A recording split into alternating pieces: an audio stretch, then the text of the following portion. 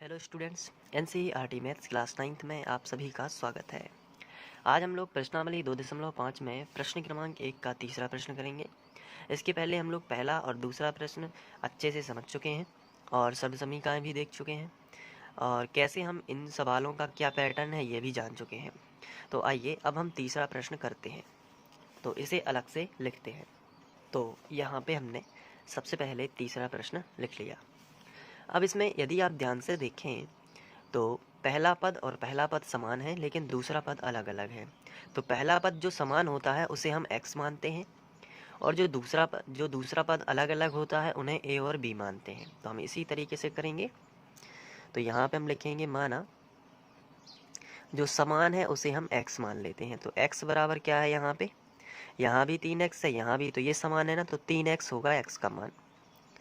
अब a का मान कितना होगा, a का मान है 4 और b का मान -5। अब हम सर्व समीका लगा देंगे। तो सर्व समीका क्या होती है, हम लोगों ने इसका अध्ययन पहले वीडियो में किया हुआ है। x प्लस a और x प्लस b बराबर X square plus a plus B X plus a into B, यही होती है ना सर्व समीका। तो x प्लस a और x प्लस बी कहता है कि क्वेश्चन लिखिए पूरा का पूरा। तो यहाँ पे हमने लिख दिया 3x प्लस 4 और 3x माइनस 5 बराबर के नीचे बराबर x वर्ग, x का मान कितना है 3x, तो यहाँ पे हो जाएगा 3x का वर्ग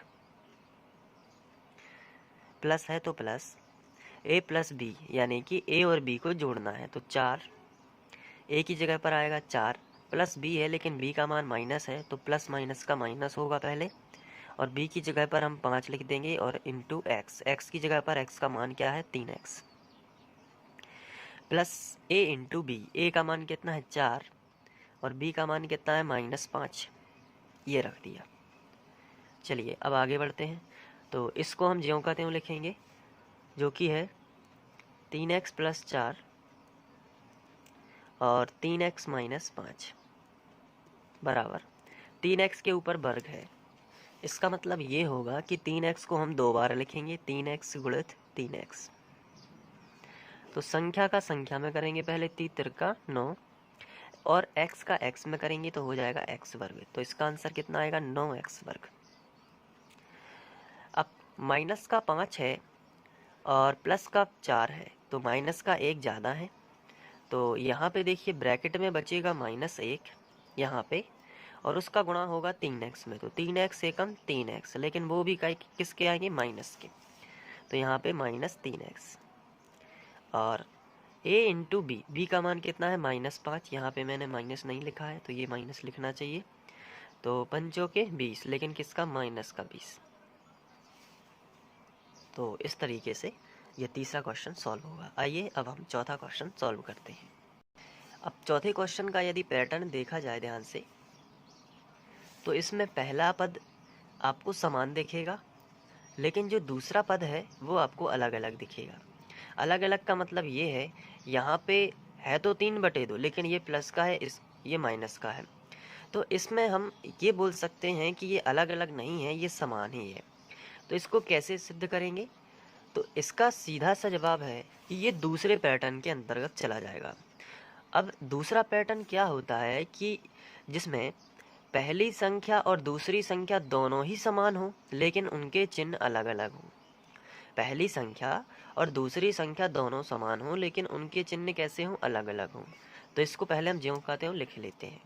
तो ये हमने लिख लिया। इसके बाद आपको क्या करना है कि एक बार धन है और एक बार ऋण है, बाकी संख्याएं दोनों जगह समान है। यहाँ पे y वर्ग है तो यहाँ पे भी y वर्ग है, यहाँ पे 3/2 है तो यहाँ पे भी 3/2, लेकिन यहाँ पे प्लस है और यहाँ पे माइनस है।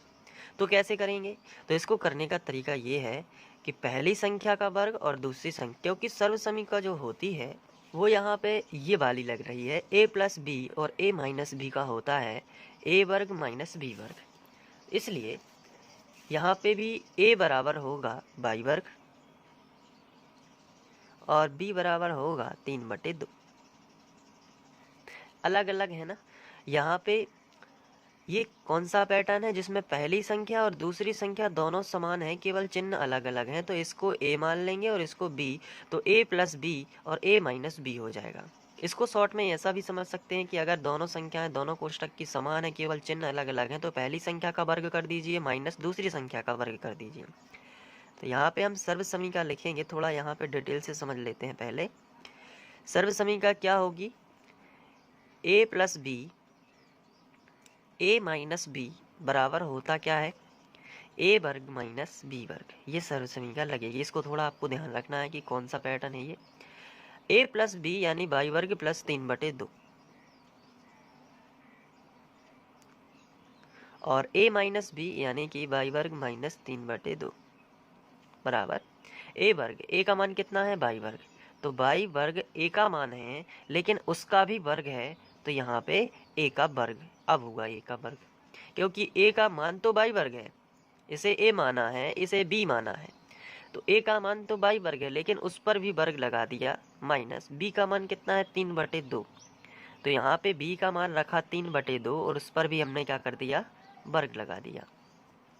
अब इसको सॉल्व करेंगे तो आंसर आएगा, तो 2 की घात और 2 की घात जुड़ जाएगी तो यहाँ पे गुणा होगा, तो 2 दूनी 4 माइनस 3/2 के ऊपर 2 की घात है, तो इसको 2 बार लिखेंगे, तो 3/2 गुणित 3/2, ऊपर ऊपर का गुणा करेंगे, तीतर का 9, नीचे नीचे का कर देंगे, 2 दूनी 4, तो कितना आएगा 9/4,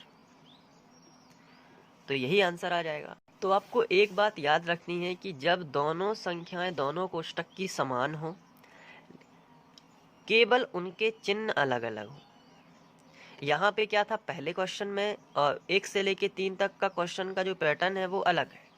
वो अगर ध्यान से देखा जाए कि पहले कोष्टक की पहली संख्या और दूसरे कोष्टक की दूसरी संख्या बस समान है, लेकिन उसके बाद दूसरे नंबर की अलग अलग है, लेकिन यहाँ पे दूसरे नंबर की भी मैच कर रही है।